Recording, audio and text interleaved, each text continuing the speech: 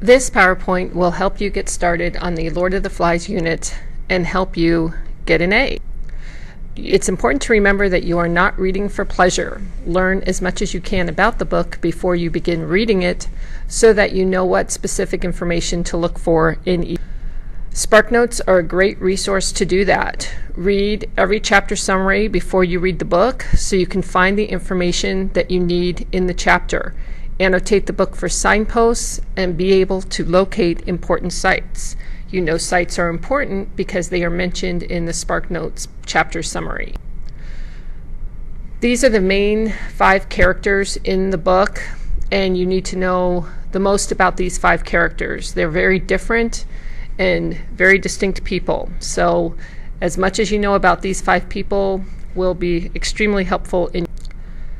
As you are learning about the character, these are the types of things that you want to pay attention to, especially their internal and external conflicts and their relationships with each other.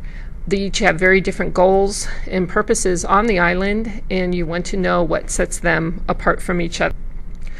Again, this book is happening during a war. I said World War II, but that's not necessarily defined in the book.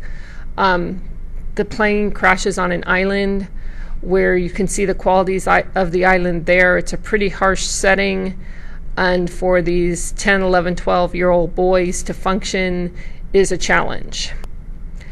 There's several symbols in the book that you want to pay attention to as you are reading it. Those are listed there. The conch changes significantly as the civilization declines into savagery. And so you want to pay specific attention to the descriptions of the. So in order to survive this unit, you need to learn as much as you can about what you're going to read before you read it. And if you're annotating properly, it's forcing you to be actively reading. So you know what to look for when you're actively reading. These are the 4 thematic ideas we will be studying during the unit. At a certain point of time in the study, you will pick a thematic idea to focus your attention on, and your writing will be central around that thematic idea.